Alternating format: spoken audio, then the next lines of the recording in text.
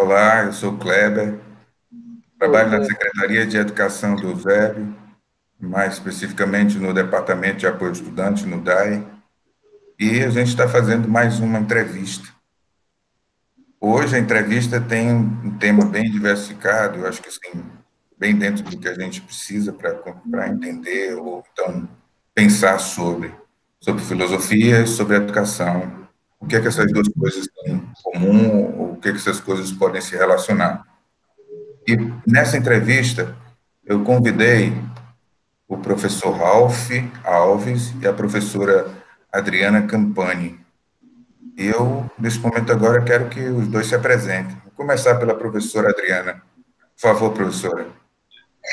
Oi, tudo bom? Sou a professora Adriana Campani, é, sou professora da Universidade Estadual Vale do Acaraú, portanto, moro em Sobral, e nesse momento eu estou dando aula no curso de pedagogia, trabalho com pedagogia universitária, formação de professores, currículo, e tenho uma experiência dentro da universidade com gestão universitária, e mais especificamente nos cursos de licenciaturas, porque tenho aí alguns anos de estudo sobre formação de professores e currículo.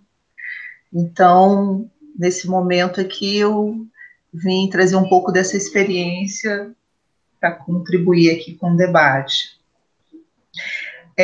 Sou casada, tenho um filho maravilhoso, de 17 anos, e me considero uma pessoa feliz dentro das possibilidades. É isso. Professor Ralph. Bem, olá a todos. Como o Kleber já apresentou, eu também faço parte da Universidade Estadual Vale do Acaraú, como a professora Adriana, somos colegas de trabalho. A minha área específica é filosofia. Atualmente, eu estou coordenador do curso de filosofia. Temos muitos desafios pela frente, né? Dado o atual contexto da epidemia mundial, que impõe para nós da educação essa grande luta agora de continuar atividades educativas, pedagógicas, de formação, através dos meios remotos. Além disso, na minha formação filosófica, a minha área de estudo, de pesquisa, é a estética, né? Tanto na graduação, como no mestrado e no doutorado, eu estudei um pensador chamado Schiller, que está localizado ali no iluminismo alemão. E hoje, especificamente por causa da estética, eu estudo que é o filósofo fundamental para se entender todos os problemas dessa época. Por causa do Kant também, hoje eu estou fazendo uma formação em psicologia. Estou fazendo um curso de psicologia para poder continuar e aprofundar as pesquisas naquilo que Kant me chama a atenção sobre a faculdade da imaginação. Bem, de forma geral, eu sou uma pessoa, vou usar aqui a mesma palavra que a professora Adriana usou, me considero uma pessoa feliz, até porque a felicidade eu entendo como pacificação de consciência. Eu não posso dizer que sou feliz de maneira geral, porque como é que eu seria feliz vendo o estado das coisas no mundo hoje, no Brasil e aqui no nosso Ceará? Diante dessa condição tão injusta.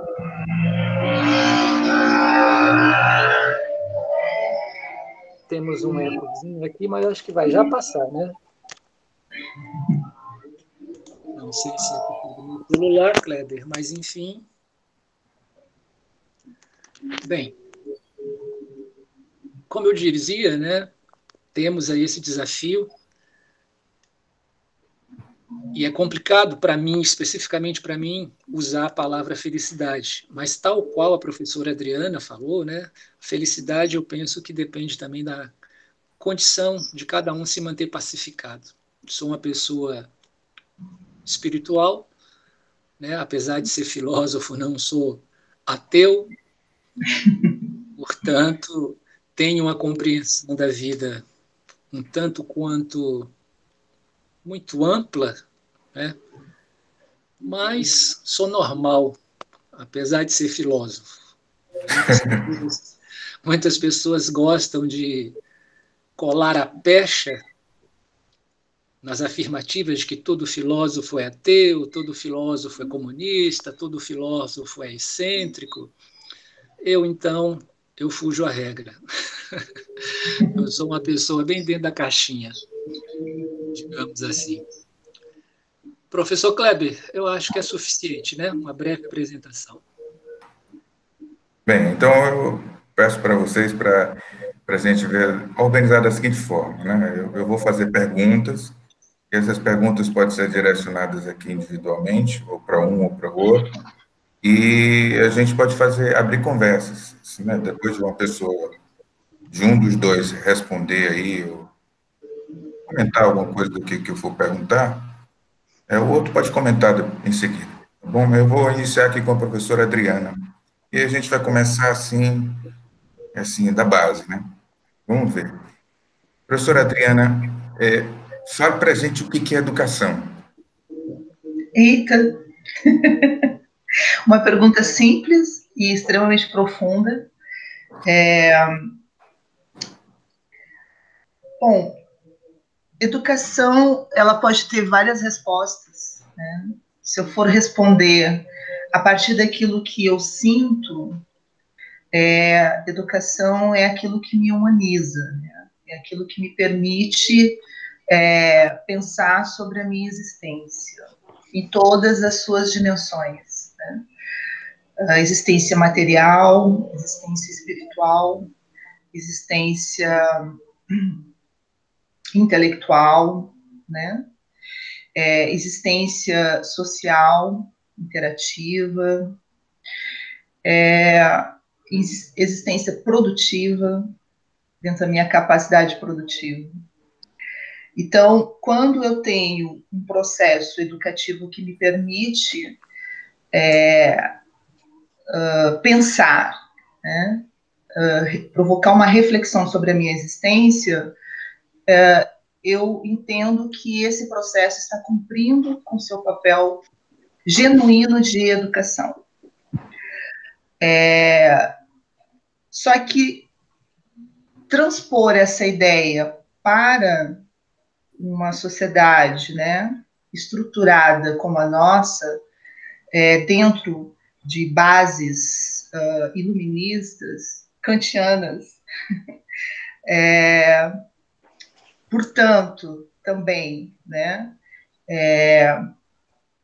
dentro de uma relação de trabalho, de produtividade, de consumo e produção, né, dentro de uma estrutura de classe de exploração, que a gente continua, hoje não são só duas classes, mas são várias, mas ainda dentro de uma relação de disputa, de hegemonia entre elas, né? Nesse contexto de sociedade, a educação ela vai perdendo um pouco esse sentido, porque esse sentido ela não tem mais lugar nesse tipo de sociedade, né? Pensar sobre a nossa existência dentro de uma perspectiva mais cosmológica, digamos, né? Dentro de uma sociedade onde a gente tem pressa para tudo, onde a gente tem pressa para ensinar a criança que ela tem que se alfabetizar o mais rápido possível, porque ela tem que estar na escola para responder uma avaliação, ser bem-sucedida na avaliação, se disciplinar para o trabalho, aprender valores que tornem a vida dela competitiva, produtiva, porque ela tem que ter um bem-estar, e o conceito de bem-estar está associado ao consumo, ao bem material, ao exibir o melhor carro, ao exibir a melhor casa, ao exibir a melhor roupa, né, o melhor celular. Então, uma sociedade que se estrutura nesses valores, não tem como a escola fugir disso. E dentro de uma sociedade moderna, a escola cumpre um papel hegemônico de educação. Então, essa ideia de educação que eu falei que é genuína, ela é absorvida pela uma instituição que se chama escola, e aí o sentido de educação passa a ser sentido de escolarização. Então, hoje, se você perguntar para um político, para uma mãe, para o senso comum da sociedade, o que é educação, eles vão dizer é uma boa escola. Uma boa escola. E o que é uma boa escola? É uma escola que faz tudo isso que eu falei acontecer. Faz essa sociedade de consumo que se autodeclara a sociedade do esclarecimento, né? Que tem o poder de dizer o que é verdade e o que não é verdade, pautada numa racionalidade científica,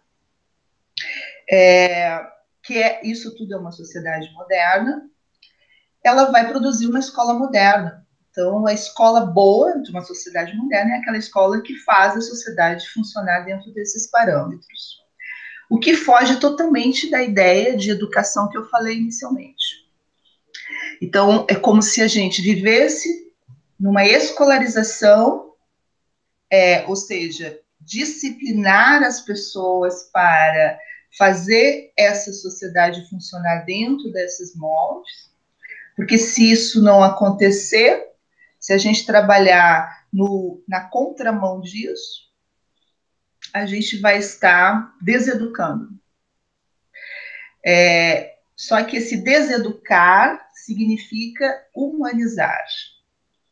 E esse educar significa a gente se afastar cada vez mais da nossa essência humana. Então, eu diria que escolarizar não é educar. Educar é tudo aquilo que a escola não conseguiu fazer até agora. Não sei se fui clara,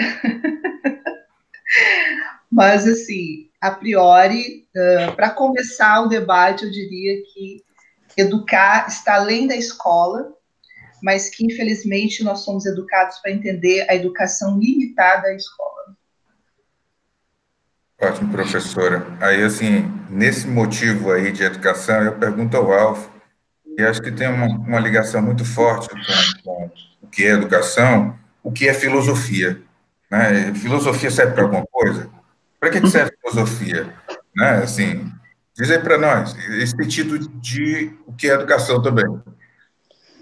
Olha só, eu já vou logo de início problematizar a forma, né, como a questão é posta. Para que serve a filosofia?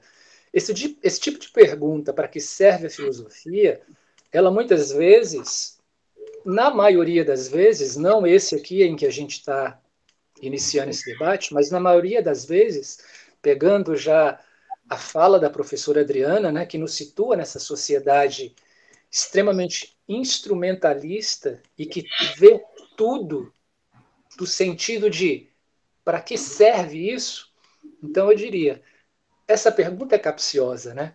Porque se a filosofia é um instrumento, qual é então a finalidade? Para que ela serve? Eu vou desconstruir essa pergunta, professor Kleber, partindo do pressuposto de que a filosofia, em primeiro lugar, ela não é um instrumento e ela não tem uma função. A filosofia não tem uma função específica. A filosofia, na sua expressão mais espontânea,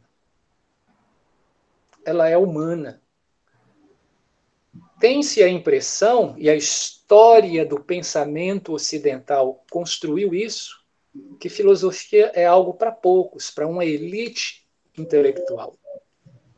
Quando, na verdade, a filosofia nada mais é do que uma atividade humana de pensar, baseada na curiosidade de querer entender o que são as coisas, por que elas são o que são, por que elas não são de outra forma, por que chove e faz sol simultaneamente.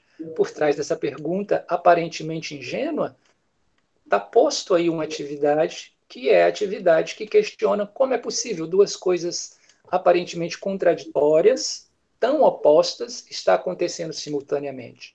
Então, perceba, uma criança, qualquer ser humano, a partir das suas fases iniciais, de montar uma linguagem, já ter uma estrutura minimamente suficiente, é fazer perguntas. Por que o céu é azul? Por que existem as montanhas? Então, veja, filosofar é algo que está ao alcance de qualquer pessoa. Agora, quando você fala o que é a filosofia e qual a sua funcionalidade, então aí a gente tem que pontuar que você está falando de uma filosofia específica, que é a filosofia acadêmica. Essa que hoje tem sido alvo de muitos ataques por parte do atual gestão política federal que rege o país hoje, ela é composta por muitas pessoas que se estão instrumentalizando de um ataque generalizado não apenas às ciências, mas, sobretudo, às ciências ditas humanas. E a filosofia se insere nesse grupo de filosofias humanas, justamente porque acredita-se que a filosofia, como áreas afins, tem a capacidade de ajudar os indivíduos a construir uma visão mais crítica diante do mundo. Então, se eu fosse responder a sua pergunta do ponto de vista do que para que serve a filosofia, eu responderia inicialmente que a função da filosofia seria servir para desenvolver o pensamento crítico. Pessoas que podem adquirir essa capacidade de pensar com autonomia. O que é pensar com autonomia? É a capacidade de pensar, elaborar questionamentos a partir do que você pode ver, ouvir ou ler, ou, como diria Paulo Freire, aprender com o livro do mundo, com o livro da vida, que está o tempo todo te enchendo de informações, mas uma mente crítica é aquela que não acredita imediatamente em tudo que lhe é apresentado. Seja através da leitura, seja através da televisão, seja através do Facebook, ou seja, nenhuma informação, para quem tem um pensamento autônomo, ela é imediatamente verdadeira. Ela tem que passar pelo crivo da crítica. E o que seria crítica? Uma análise racional, metodologicamente rigorosa, sistemática, para que o indivíduo, fazendo esse processo interno, subjetivo, de pormenorizadamente investigar, analisar determinada informação, ele chegar a conclusões próprias e saber julgar se aquela informação é verdadeira, é falsa, se ela é mais ou menos verdadeira ou mais ou menos falsa, e assim por diante. Essa seria uma pergunta para responder a sua questão se ela fosse de gênero capcioso. Mas eu prefiro responder como eu iniciei dizendo, a filosofia é uma capacidade humana de inquietar-se diante da vida, diante do mundo. E, portanto, inquirir o que é o mundo, o que é a vida, onde estou, existe céu, existe Deus, existe inferno, existe a felicidade, essas questões são fundamentalmente humanas. E, portanto, a fonte delas é essa capacidade de filosofar, de pensar e de responder obrigatoriamente essas questões. Não é apenas uma vontade humana conhecer o mundo, é uma necessidade, é uma obrigação. Então, assim, em linhas muito gerais, isso serve para a gente iniciar, né, um debate sobre o que é filosofia. Mas eu, particularmente, não acredito que a filosofia tenha uma função. Dar à filosofia, estabelecer que a filosofia tem uma função, a primeira coisa que se pergunta é quem está estabelecendo e por que alguém estabelece que existe para a filosofia uma função. Entende? Então, as questões, às vezes, elas não são tão simples quanto parecem. Professor Ralph, Professor Ralph, desculpa ter já mudado aqui, mas assim, o senhor começou a falar aí sobre questões políticas, né? Hoje a gente vive numa situação que a gente pergunta o que está acontecendo. Aí eu fiquei pensando numa das questões que hoje me deixa muito quieto, que é a empatia. Assim, falta empatia no momento do nosso país.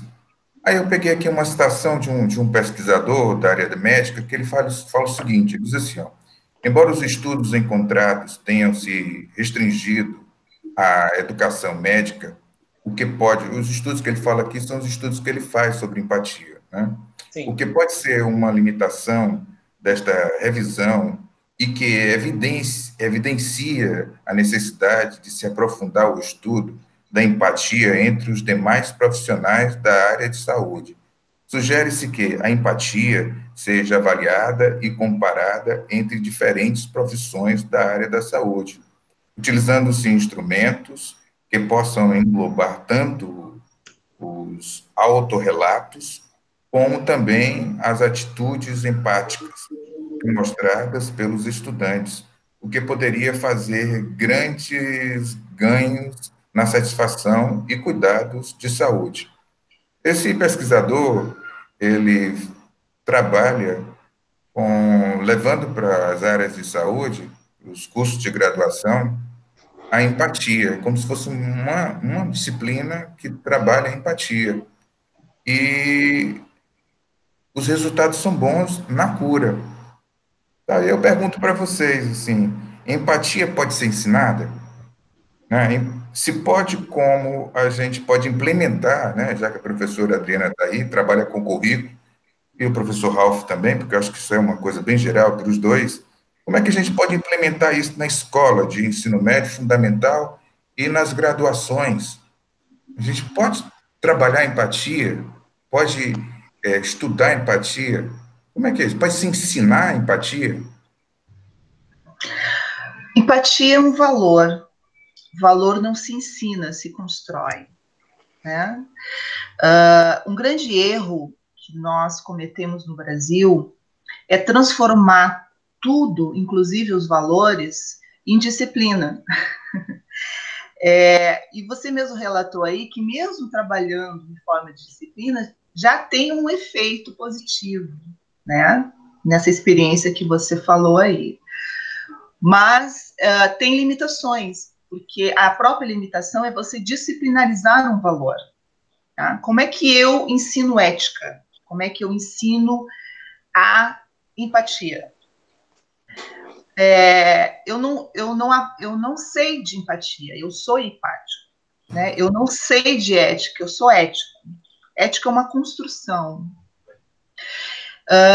E a grande questão aí tem a ver com a minha colocação anterior, é porque como nós pensamos uma ideia de educação dentro de uma perspectiva de escolarização, a gente disciplina tudo. A gente disciplina valores, a gente disciplina princípios, a gente disciplina condição, a gente disciplina sensação, né? E tudo aquilo que não é passível de disciplinação deixa de existir. Então, eu aprendo muito escutando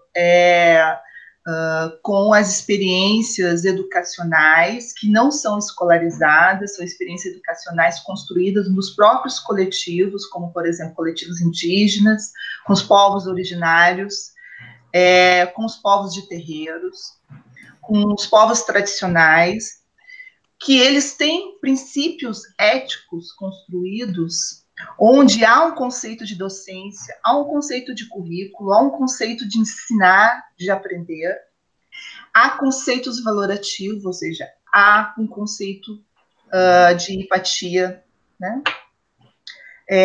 Mas que é muito próprio porque está vinculado à essência da existência desses coletivos.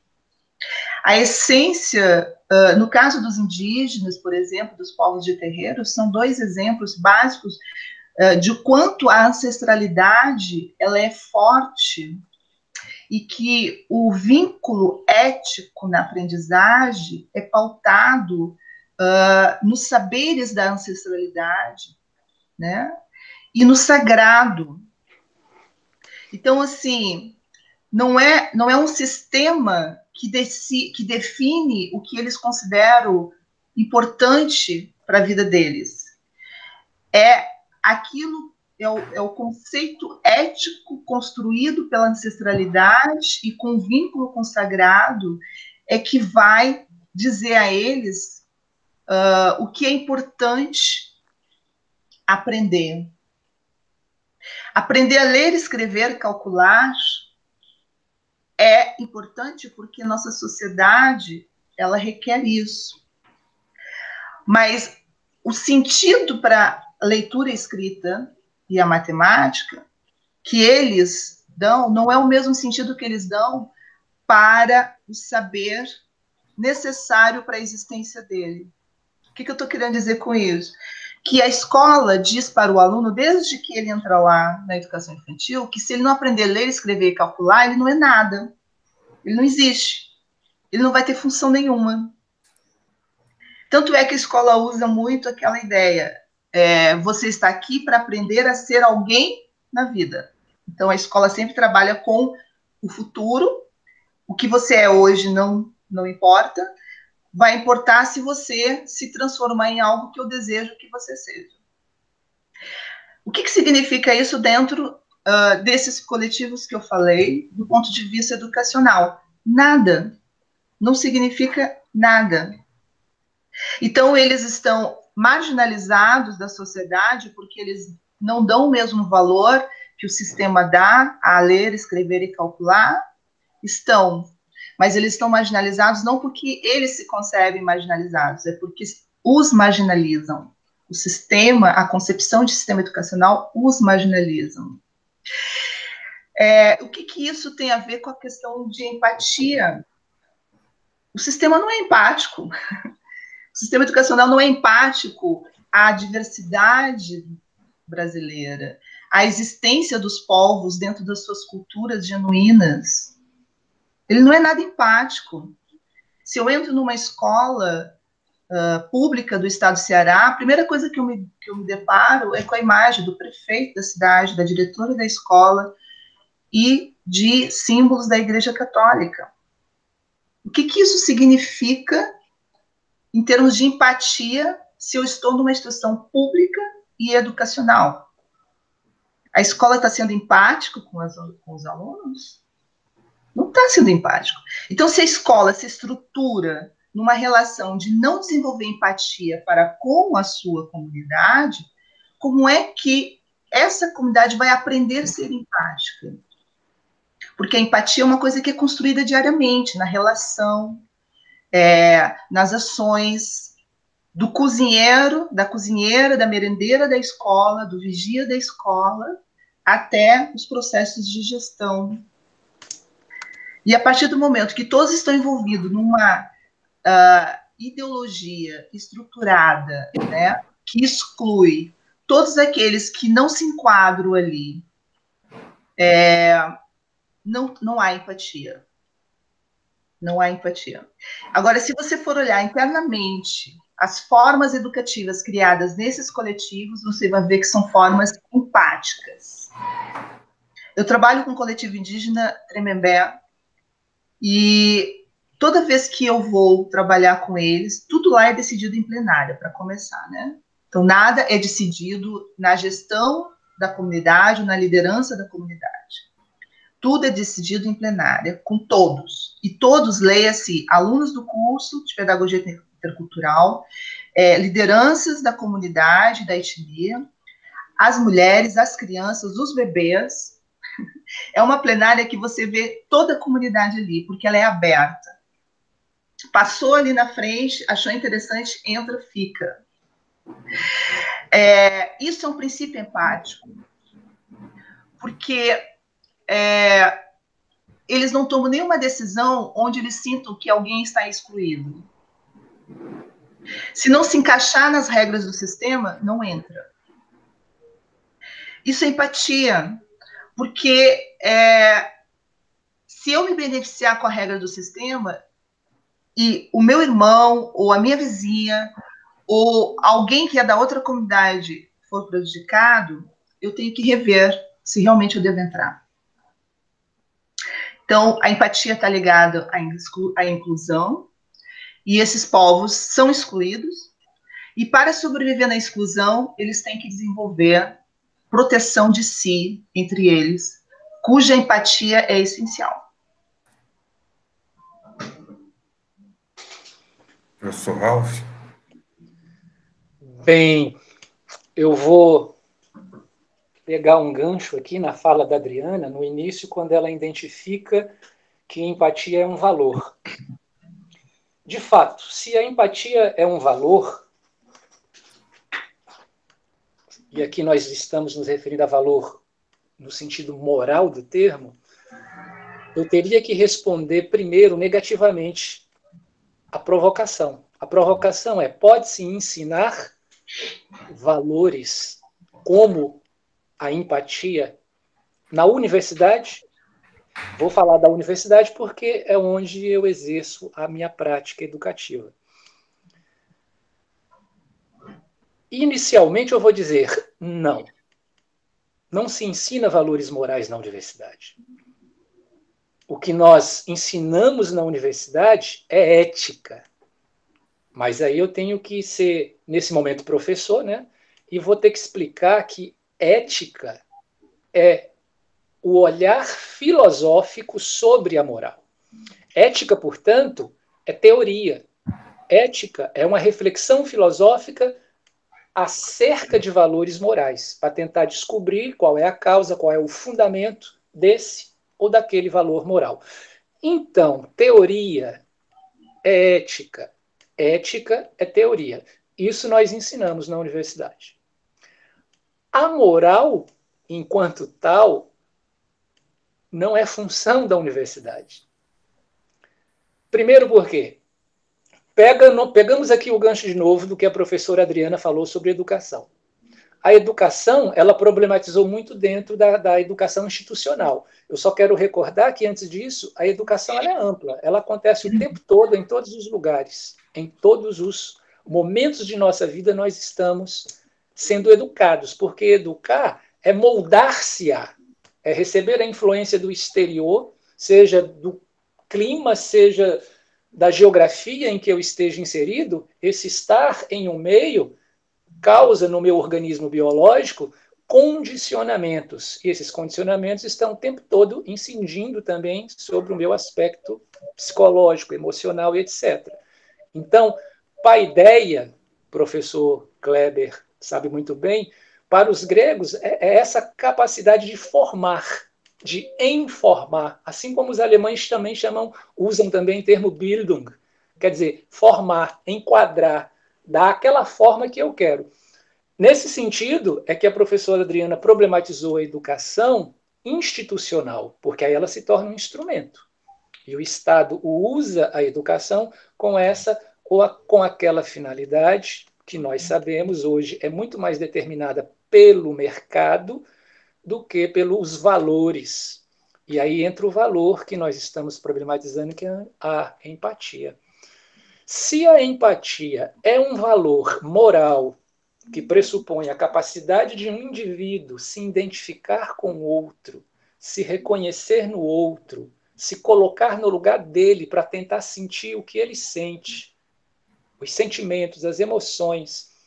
Veja bem, me parece que esse termo empatia, se você problematiza ele tentando compreender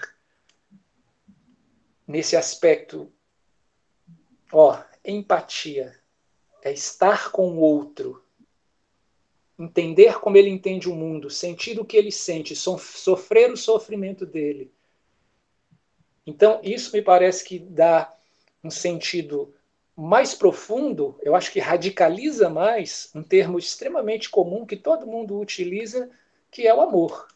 E quando a gente fala do amor do ponto de vista religiosos, temos várias religiões e todas elas se apropriam da palavra amor, mas a maioria das vezes sem nenhuma empatia. Então fica só no discurso e na prática mesma do ato dessa questão empática de se unir ao outro e sentir o que ele sente, se identificar com ele. E a culpa é de quem nesse caso? é uma pergunta difícil de responder, né? Porque, às vezes, se a gente faz esse recorte destacando o poder do Estado, que pode instrumentalizar as escolas e dar a educação da forma que ele quer, mas atendendo aos apelos do mercado, dos empresários, aí a gente entra num contexto onde o discurso que a gente possa desenvolver aqui vai permitir a um grande segmento da atual sociedade dizer: ah, esses aí são comunistas, olha o que eles estão falando do Estado, olha o que eles estão falando da educação. Então, nesse sentido, o que me preocupa aqui chamar a atenção nesse debate agora é que empatia ou qualquer outro valor moral não se aprende nas escolas, não se aprende nas universidades. Sabe por quê? A gente tem um clichê que diz que a base da formação moral de uma criança está na família. Sim, de fato está na família. A família tem um poder imenso para definir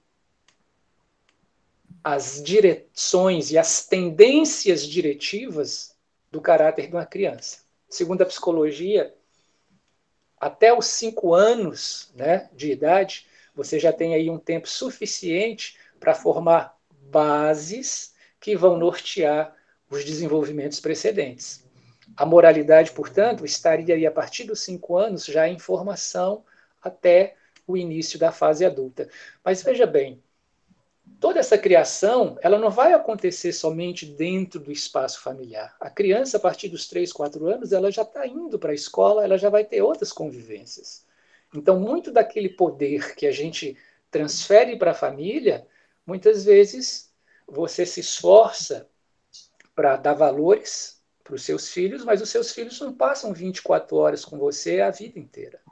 Quando eles começam a ir para a escola, quando eles começam a ir para a balada, quando eles começam a sair com grupos de amigos A, B, X, Z, então a diversidade de valores aos quais eles vão estar expostos é muito maior e muito mais forte, na maioria das vezes, do que aquele tempo insuficiente que você passa com a família. Eu só quero chamar a atenção para dizer que, se a família foi, como a gente escutou muito, durante muito tempo a gente escutou dizendo, a célula máter, né? A família é a célula da sociedade, é o fundamento da sociedade. Eu não sei se isso é verdade. Eu não sei.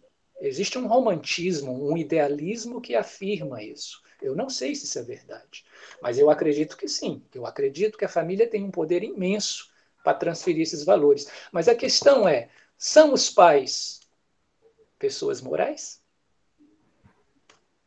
Se eles não são, como é que eles vão educar moralmente? Baseado nisso, é que eu digo, na escola também não vai se aprender moral. Nem na escola, nem na universidade. O professor é ético? O professor é uma pessoa moral? Como ensinar um valor que você não possui? Eu posso ensinar a ética, a teoria, mas o valor moral, você está submetido a esse aprendizado o tempo todo. Há pouco tempo eu falei, estar no mundo é já estar o tempo todo sofrendo essa interação com o mundo. E o mundo está o tempo todo nos condicionando. Então a pergunta é simples. Por exemplo, eu poderia, de uma forma muito clara, dizer que educar é condicionar. Todo mundo está o tempo todo sob o risco de estar sendo condicionado por determinados fatores e nem percebe que está sendo condicionado. Os instrumentos que a mídia, que a política hoje utiliza, dos estudos e das descobertas que a psicologia fez, a psicologia comportamental, descobriu maravilhas que deveriam ser implementadas para esse processo humanista que a professora Adriana falou há pouco. Mas não existe humanismo nos projetos educativos. O que existe é uma educação instrumental preparando mão de obra barata para o mercado. Então, o humanismo não existe nos projetos educativos. Nesse sentido, então, como é que... Suponhamos que eu tenho uma filha hoje de 28 anos e confio nas bases morais que eu ajudei a construir. Me separei muito cedo da mãe dela, então ela foi educada em momentos distintos pelo pai, pela mãe.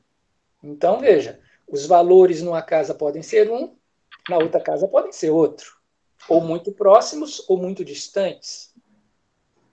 Porém, quando uma criança começa a se relacionar com outras crianças na escola, na balada, então muitas vezes ela vai estar à mercê de outros valores. E ela precisa se afirmar, se reafirmar naquele grupo. E nós sabemos que enquanto uma pessoa não tem um caráter formado, ela vai estar o tempo todo formando, reformando, transformando, modificando. E, por outro lado, mesmo uma pessoa que já tenha um caráter feito, não sei qual é a idade que isso acontece, se a gente pode confiar nos estudos que a psicologia apresenta, dizendo que até idade tal, idade adulta, já está definido o caráter de uma pessoa, não sei. Mas as bases morais, mesmo elas podem estar se transformando. Então, para resumir, respondendo a sua pergunta, Kleber, sua provocação que é muito boa, de forma polêmica eu digo, não é função da escola e também não é função da universidade ensinar moral. Ética, enquanto teoria, nós ensinamos. Agora, a moral se aprende pela prática. E para haver uma prática tem que haver exemplos. Se a gente não tem exemplos de moralidade em casa, convivendo com os nossos pais, com as nossas mães, se não temos exemplo de prática moral dos nossos superiores, governamentais, judiciário e etc., como é que podemos cobrar das crianças que sejam morais? Como cobrar dos nossos jovens que sejam morais? Como querer transferir essa missão impossível para as escolas e para as universidades? Então, a minha resposta é essa. Ética, que é teoria sobre moral, podemos ensinar. A moral não cabe às instituições. É isso. Eu vou pegar agora de novo, assim, acho que as perguntas foram feitas para ter uma sequência, estão sendo, né? Assim, eu tinha falado para a professora Adriana que eu fiquei com um desejo muito grande de vê-la novamente, e a gente está se vendo, faz tempo que a gente não se vê, assim, com o professor Ralph, porque um dos motivos, né, porque são vários, né, um deles foi porque esses dias eu vi um texto dela que falava sobre esse assunto que eu acho que casa muito para a gente dar sequência ao que a gente está conversando. Pensando nessa questão de exemplos, né, pensando nessa questão de humanística, que vocês falaram de certa forma aí, a gente teve alguns dias agora umas denúncias de assédio sexual de professores da escola pública e da escola particular, né? Eu acho que em vários lugares aqui no Ceará, inclusive aqui em Fortaleza, em Sobral também. É assim, a que se deve esse tipo de coisa, né? Na verdade, eu gostaria muito que a professora Adriana falasse daquilo que ela colocou lá no texto dela. Ela fala muito bem. Eu acho que seria interessante a gente entrar nessa discussão aqui, se o professor Ralph quiser complementar depois. Bom, como eu falei para vocês, eu sou mãe de um adolescente de 17 anos, né, que estuda numa escola particular, renomada aqui no Ceará, e a gente paga muito caro para poder hoje fornecer uma educação. E aí, eu fazendo um parênteses, a gente acaba se contradizendo, porque ao mesmo tempo que a gente critica esse sistema de educação conteudista voltado para a instrumentalização e não para a educação, a gente gasta horrores de dinheiro para que o seu filho tenha essa educação, né? Então, isso é um paradoxo. Isso é um paradoxo que eu acho que todos nós que fazemos a crítica temos que considerar sempre. É doído isso, é doído. E assim, naquele dia que me motivou postar um texto é porque o meu filho estava tendo aula online, né? E um dos professores denunciados era dele, e ele me chamou porque a turma havia organizado uma manifestação se esse professor entrasse em sala de aula online. Eu pensei assim, mas meu filho, a escola vai deixar esse professor entrar em sala de aula nesse momento? Ele foi denunciado ontem ele estava exposto na internet. Hoje, certamente, ele deve ter sido chamado para conversa, e mesmo assim ele vai entrar em sala de aula. E entrou, já assim, como se nada estivesse acontecendo, já apresentando conteúdo na tela, né? E os alunos começaram a se manifestar silenciosamente, né? E deixando ele sozinho na sala. Então, o que eu penso em relação a isso? A escola, nessa situação e em outras milhares que existem, de denúncia, de assédio, de professor com aluno, de alunos com alunos, e aí nessa questão do poder, né, falocêntrico aí, do poder do homem sobre a mulher, existe também denúncias de alunos, homens, que se aproveitam das meninas, né, se aproveitam no sentido de exercer um certo poder sobre elas.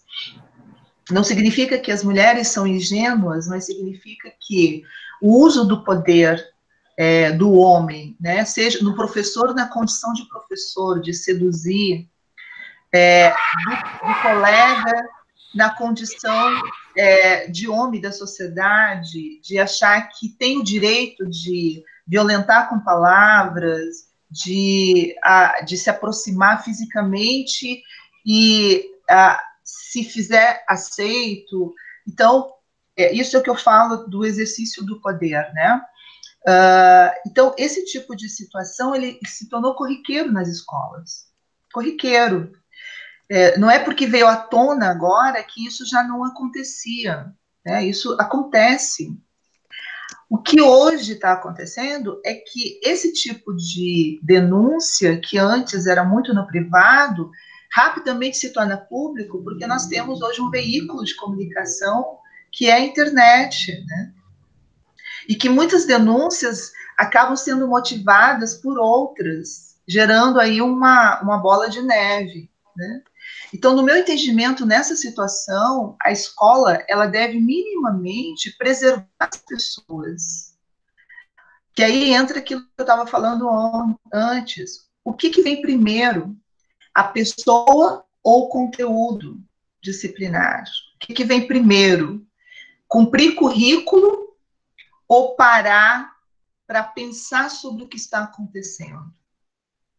Quando aqueles alunos da turma do meu filho se manifestaram e disseram que não iam assistir a aula, não era só porque eles estavam criticando a atuação do professor, ou a suposta atuação, porque ainda até então não tinha nada analisado, mas eles estavam querendo discutir, eles estavam pedindo, por favor, pare e me dê uma satisfação do que está acontecendo. Eu quero saber por que é que meu professor está sendo denunciado. Eu quero saber por que meus colegas foram para a internet falar coisas do privado da vida deles. O que está acontecendo? O que isso tem a ver comigo? Então, são questionamentos da existência humana dos alunos que a escola não se preocupa. A escola deveria ter dito para aquele professor que ele não entraria em sala de aula enquanto não houvesse clima, ambiente para isso.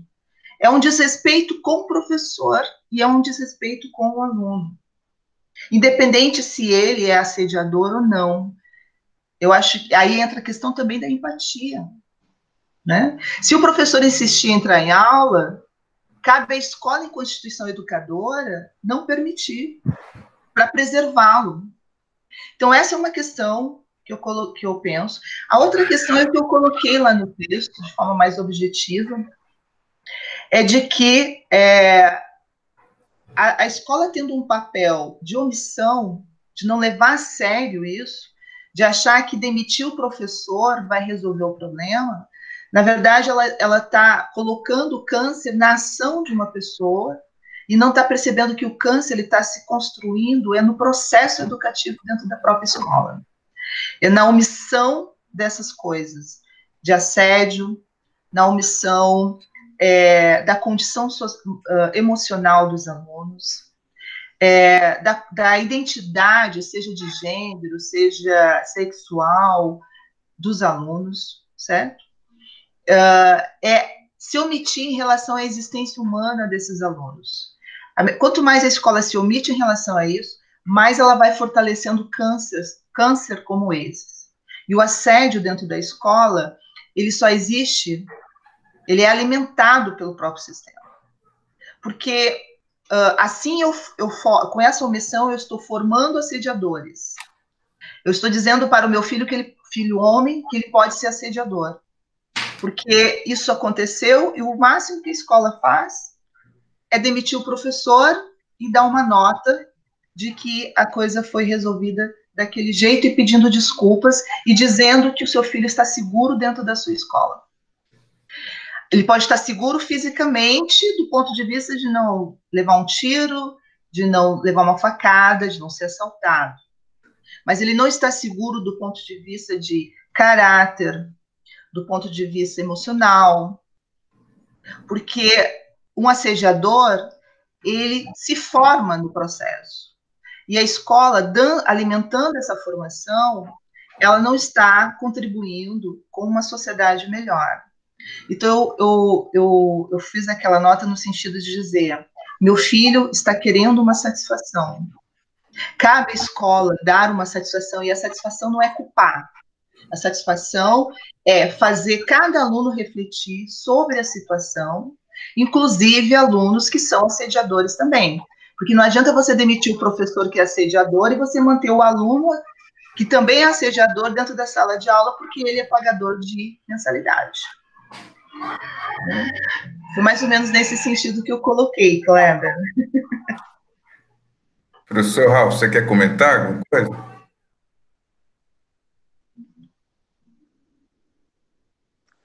Uma pequena colaboração, Kleber. Você pergunta, né, de forma muito direta, o que está acontecendo? Por que essas coisas acontecem? Eu iniciaria dizendo que isso demonstra a estrutura da nossa sociedade, que é uma estrutura patriarcal, entende? Há pouco tempo, falando sobre a moral, eu argumentei falando que a educação da moralidade se inicia em casa. Mas em casa, para o nosso Nordeste, é muito comum a gente ouvir essas pérolas, né? Como, por exemplo, quem tiver suas galinhas, que as prendam, porque o meu galo está solto. Ora, atrás dessa pecha machista está sendo passado um valor que não é moral, mas é um valor que causa numa criança um determinado impacto. E o que a criança escuta e vê uma vez, aquilo ela leva para a vida inteira. Na sua juventude, ele vai conviver com outros jovens tão iguais a ele, e isso vai sendo reproduzido a ponto que isso se torna uma coisa completamente natural. E quando a coisa se torna extremamente natural, aí acontece essa sociedade que hoje, nós temos hoje uma sociedade que está transparente, né? Porque hoje nós podemos ver tudo ao vivo e a cores. Hoje está todo mundo sendo filmado o tempo todo sem nem saber de onde vem essa câmera. Então, o que acontece aí não é que o problema é hoje, o problema é atual. A estrutura da nossa sociedade patriarcal, ela é milenar. Isso vem de milênios. E não vai ser uma educação moral realizada em escola, em universidade, que vai mudar isso. Se você me pergunta, a educação é um instrumento que muda? Muda. Mas tem determinadas coisas que você pode ter resultados a curto prazo, mas a moral não. A moral diz respeito ao conjunto da sociedade. Você tem o exemplo por exemplo, Segunda Guerra Mundial, a Alemanha foi destruída, em pouco tempo, porque da década de 40 para cá nós temos pouquíssimos anos, e a Alemanha hoje é uma potência. Vimos também o Japão, outra potência econômica, cultural. Por quê? Porque investiram em educação. Educação tecnológica, educação científica. Bases morais eles já tinham. Agora, no caso do nosso país, por exemplo, essa sociedade patriarcal enrijecida, você acha que a educação tecnológica e científica vai moralizar essa sociedade? Não vai.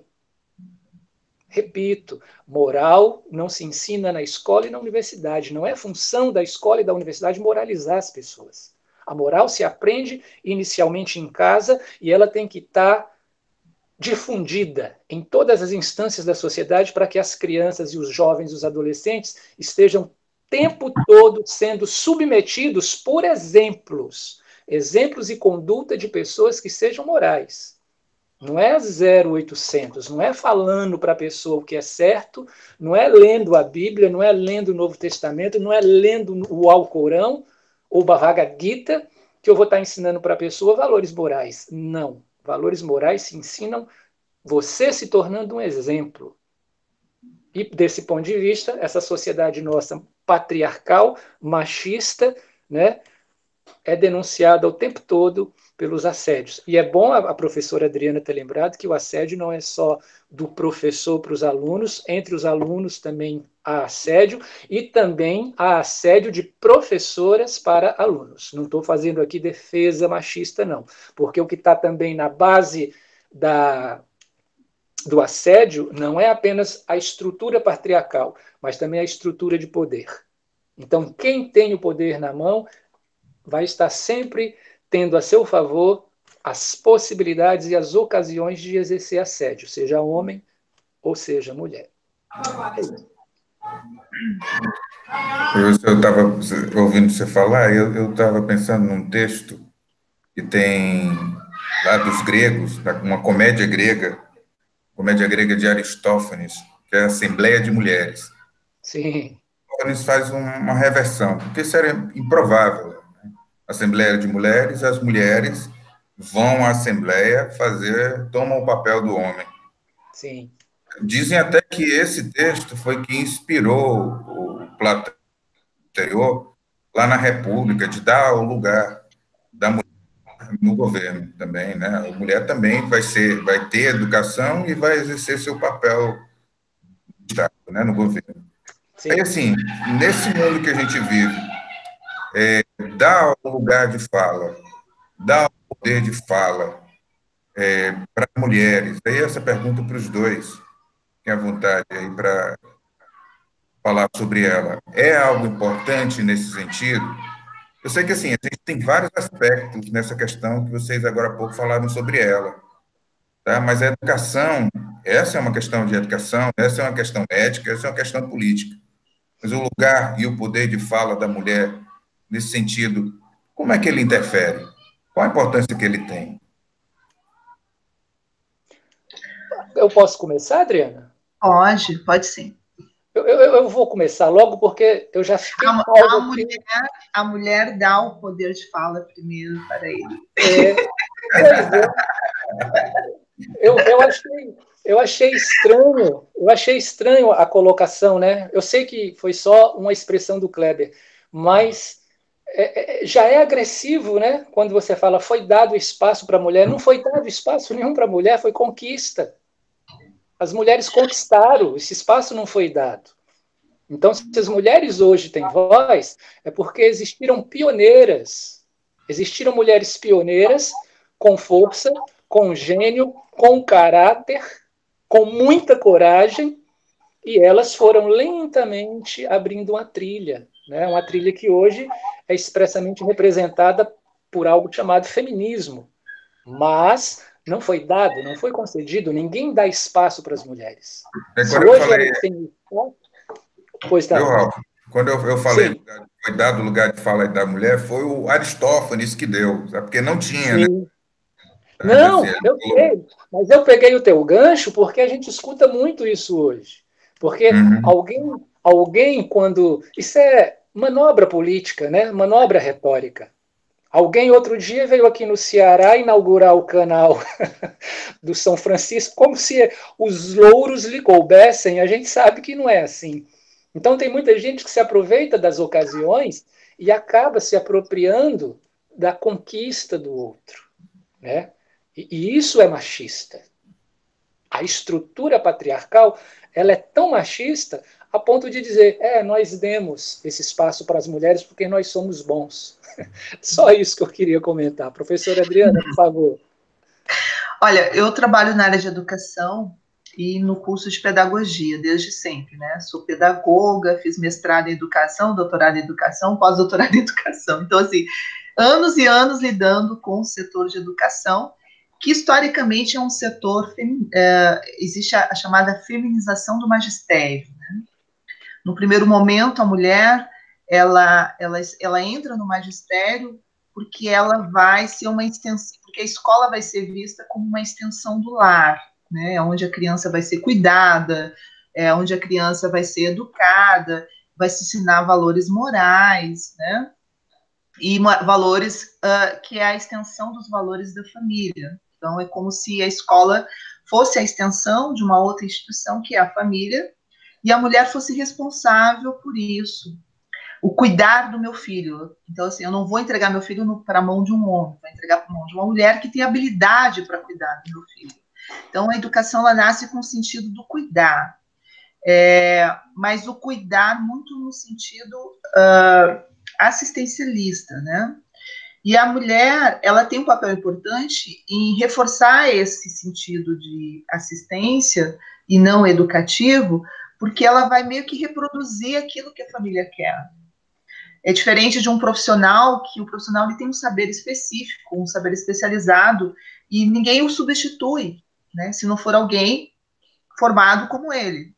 Já na educação, não. Né? A educação basta você saber ler, escrever e calcular, no ensino fundamental, que você já cumpre um papel de educador, porque toda aquela especialização que necessita, né, aquele conhecimento pedagógico, ele está muito vinculado a esses valores instituídos por essa sociedade patriarcal, que é uma moral cristã, uma moral capitalista e uma moral que está pautada em conhecimentos instrumentais, né? Então, o conhecimento instrumental é saber ler, escrever e calcular. A moral cristã, a mulher, ela não foge disso, porque ela foi educada em cima dessa moral, então ela vai repassar, ela vai iniciar a aula fazendo uma oração, ela vai dizer para o aluno que ele tem que se confessar, que ele tem que agradecer a Deus, de que a vida dele depende dessa condição de relação com Deus, né? E que ser pobre não é uma condição questionável, e se caso ele quiser sair dessa condição, ele tem que estudar muito para ser alguém na vida. Então, essa simplificação educacional, ela deu uma base, e a profissão docente, ela se instituiu nessa base. E a mulher caiu feito uma luva aí, certo? Ela caiu como uma luva.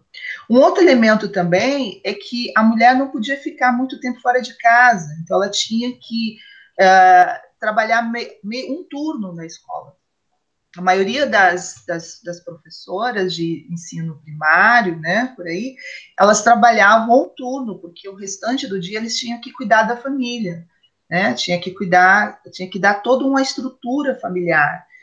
E muitas dessas professoras eram casadas, e quem sustentava a família era o homem, não era o salário da professora. Então, o salário da professora não fazia falta.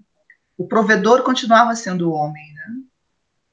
Então, por que a mulher trabalhava? Porque a mulher, ela cumpria um papel fundamental nesse tipo de educação que eu falei para vocês, e também porque ela podia trabalhar só meio turno.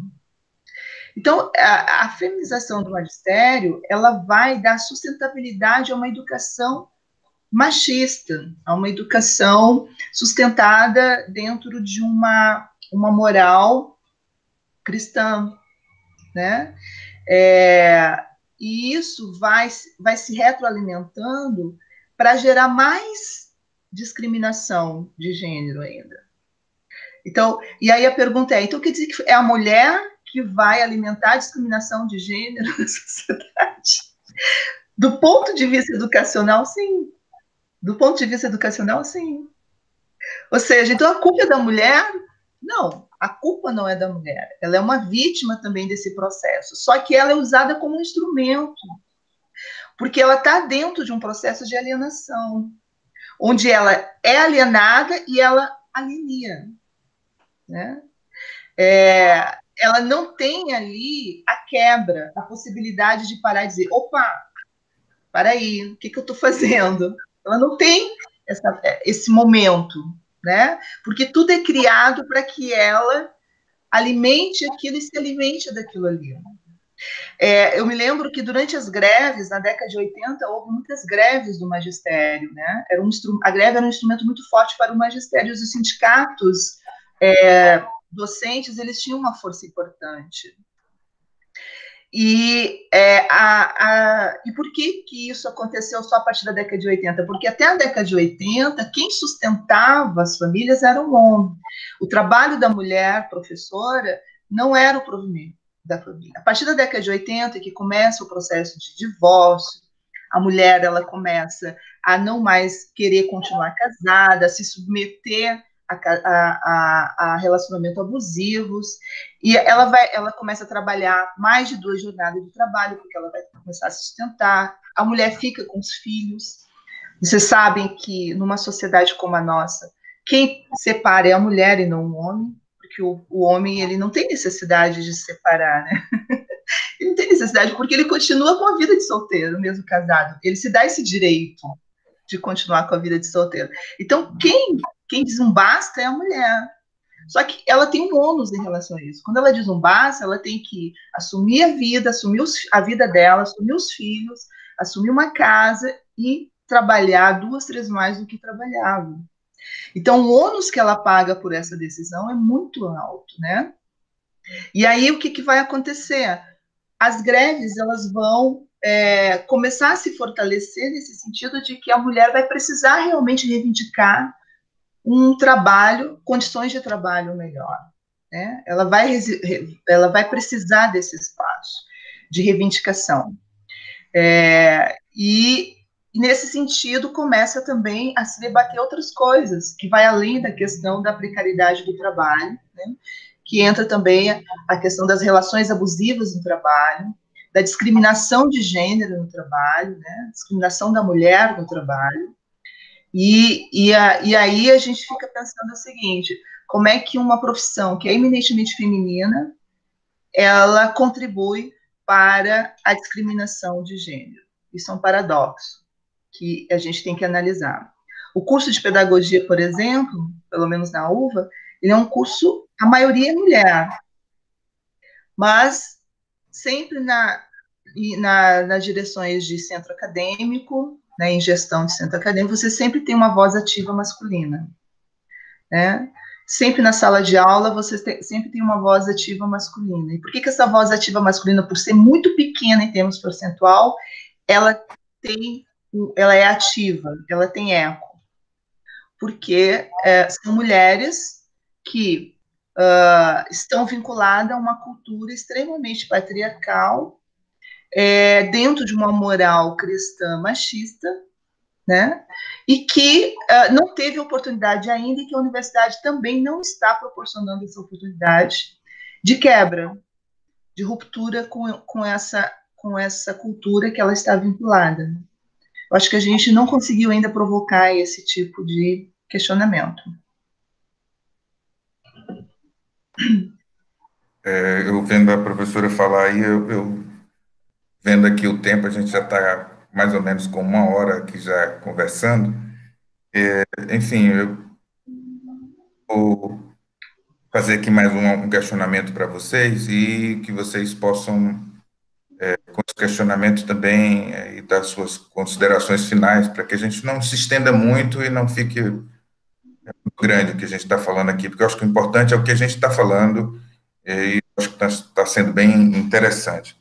Então, uma coisa que a gente está tendo esses dias é um ceticismo muito grande com eu poderia dizer com a ciência, mas não é só com a ciência, né? Com a educação de forma geral, que parece que, sim, as pessoas que são escolarizadas, as pessoas que têm um diploma, as pessoas que têm uma pós-graduação, um mestrado, um doutorado, existe um preconceito sobre ele. Parece um absurdo isso hoje, mas se criou, de forma geral, uma parte da sociedade, um, um ceticismo sobre o que essas pessoas fazem, para que fazem.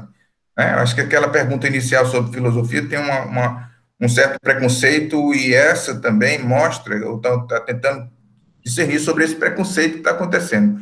Por que acontece isso? Né? Por que a gente não acredita na ciência? Por que as pessoas ainda estão discutindo o terraplanismo? Por que as pessoas estão tendo uma consideração de remédios adotados pela ciência e recomendações médicas, e até os próprios médicos não obedecem às recomendações da ciência?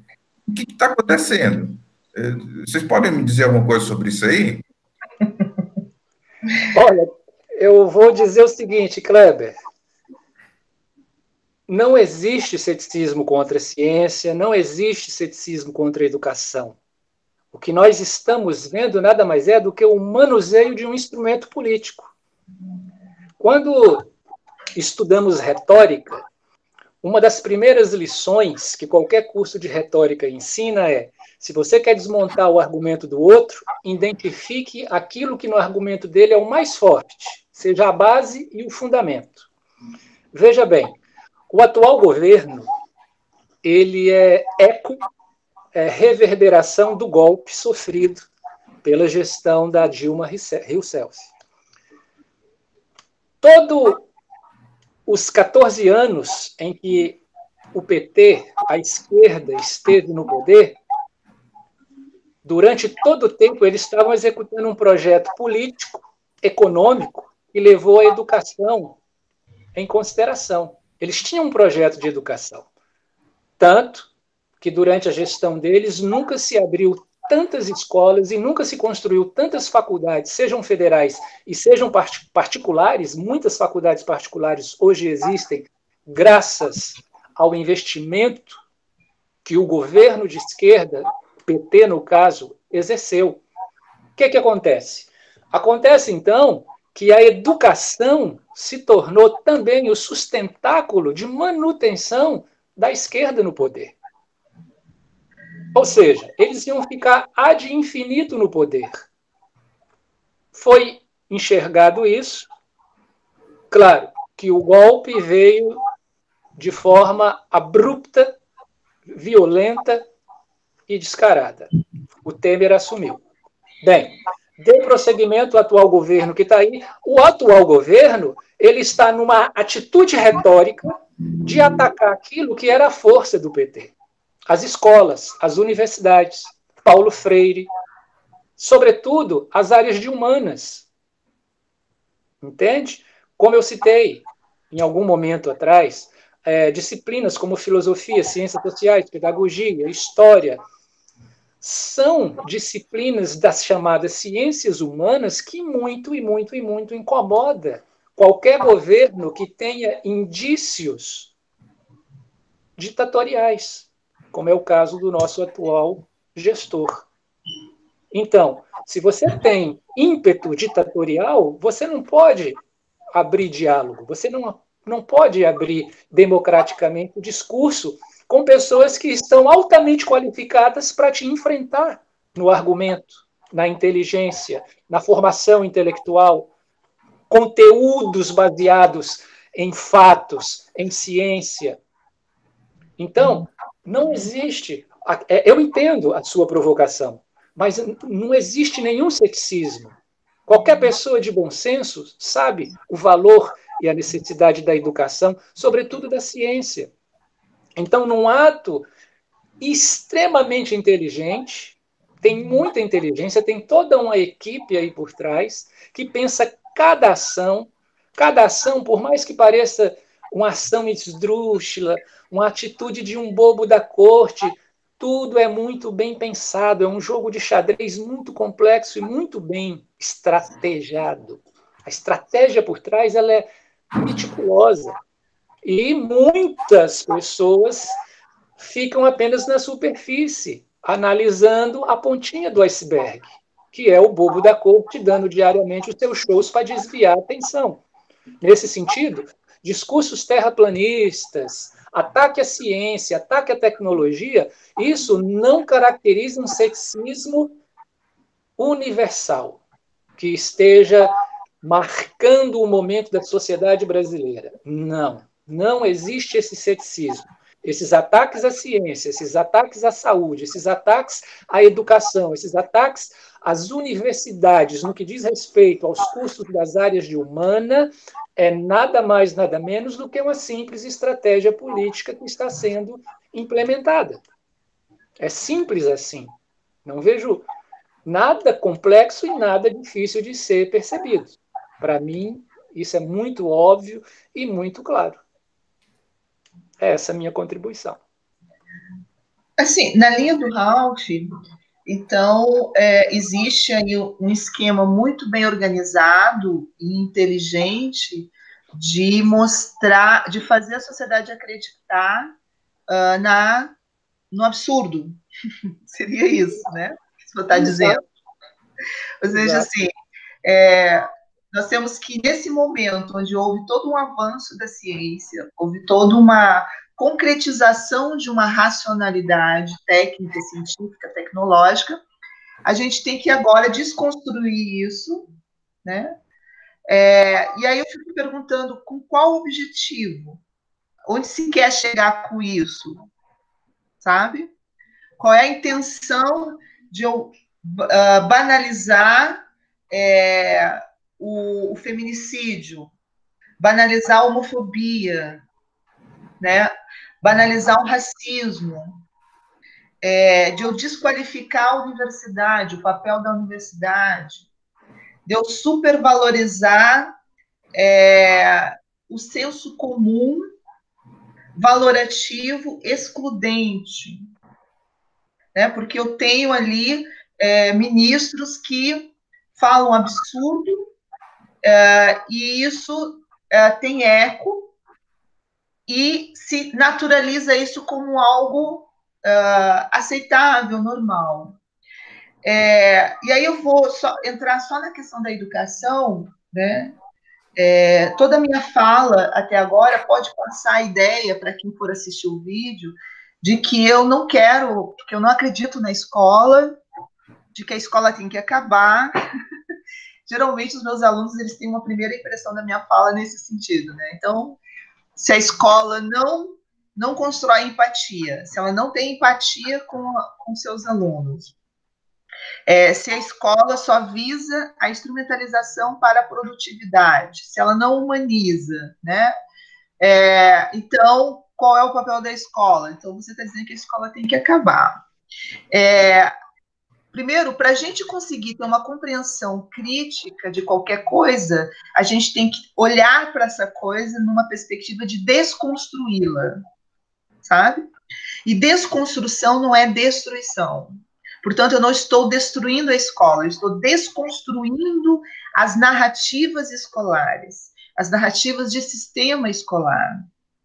Isso que a gente, enquanto educador, tem que fazer o tempo todo, né? Eu sempre critico muito as entidades sindicais que se colocam como porta-voz da exclusão ou da inclusão. Eu acho que todos os coletivos, seja ele coletivos de docentes, de sindicatos, coletivos de grupos de movimentos sociais, né? Eles têm que ter sempre uma perspectiva reivindicatória dentro de um processo educativo. Porque eu não convenço ninguém a nada, se não, ou é por forma impositiva, ou é por forma educativa. E impositiva é mais fácil. Então, o que o nosso governo faz? O nosso governo impõe. O que muitos coletivos, inclusive os coletivos sindicalistas, né, os sindicatos fazem, eles também se impõem. Eles se impõem nas suas narrativas.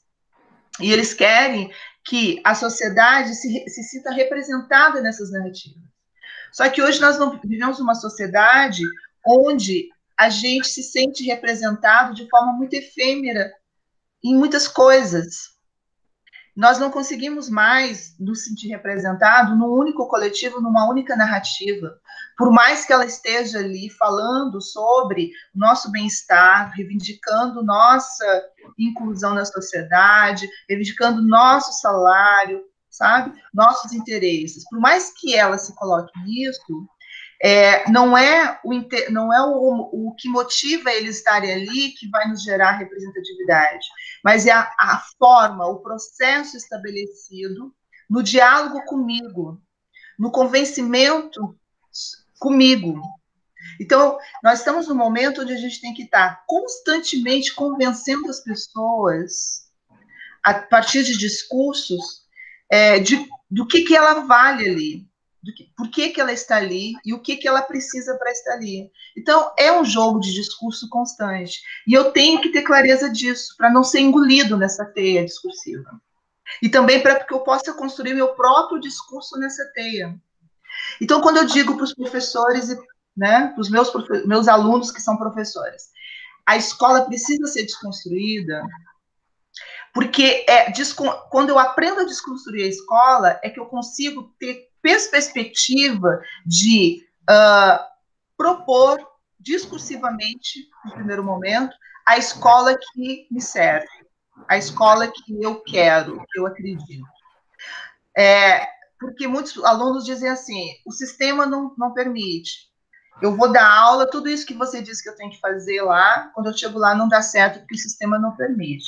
Então, essa relação de dependência e refém com o sistema tem que ser desconstruída. E eu não vou desconstruir dizendo que a culpa é do prefeito, é do secretário de educação, é do presidente da República. Eles têm a ver com isso. Mas, no primeiro momento, o responsável nessa relação de refém sou eu. Porque eu que estou me condicionando nessa relação. Então, eu tenho que desconstruir isso, né? E esse poder eu tenho. Então, assim, hoje nós temos Base Nacional Comum, que orienta os currículos nas escolas, nós temos Base de Formação de Professores, que orienta como as universidades devem formar os professores, nós temos Avaliação Externa, que diz o que a escola tem que avaliar no aluno, certo? E nós temos cursos de capacitação e treinamento de professores com base nesses referenciais que eu falei, nos escritores da avaliação externa e nas diretrizes dos documentos. Então, o professor ele está amarrado no início, no meio e no fim, certo? Como é que ele vai sair disso? Primeiro, compreendendo como tudo isso nasce e tentando desconstruir isso, para que ele possa ter um espaço, tipo assim, né? O Foucault diz que tudo é uma garrafa, a gente sai de uma garrafa e quando a gente consegue sair, a gente entra noutra, né? Mas com certeza a gente vai ser inteligente o suficiente para poder cair numa garrafa um pouquinho mais confortável, né?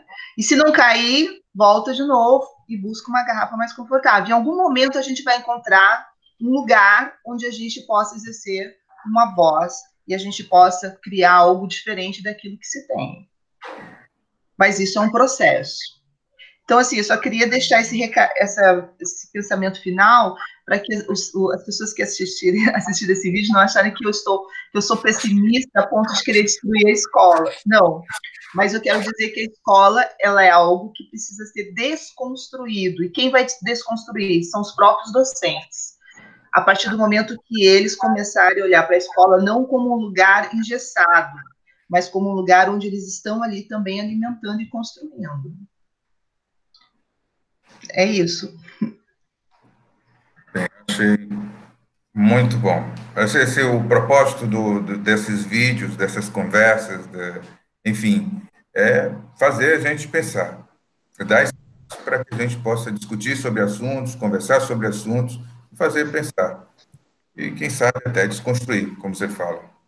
Então, de qualquer forma, de todas as formas, muito grato ao Ralph, muito grato por Mariana, muito grato pela conversa maravilhosa que foi feita aqui, e muito grato por estar revendo os dois. Eu também adorei te ver. Você está cada vez mais jovem, né, Ralf? A impressão que dá é que ele não envelhece. Esses gregos, né? Esses gregos não envelhecem. Exatamente. Eu quero saber qual é a fórmula. O que a gente tem que fazer na próxima reencarnação aí para ser grego? Eu acho que eles usam pó de mármore.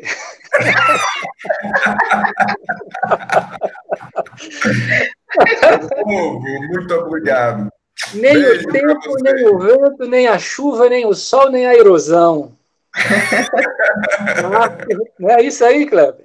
É isso aí. Kleber, eu agradeço, né? Foi extremamente bacana estar com você, com a Adriana, que é minha colega, a gente se vê bastante. Ultimamente nos vemos quase toda semana, né? Online, mas nos vemos. Exatamente. Um beijo, Kleber. Muito obrigada. Beijo. Abraço, Adriana. Abraço, Kleber. Até a próxima. Tchau.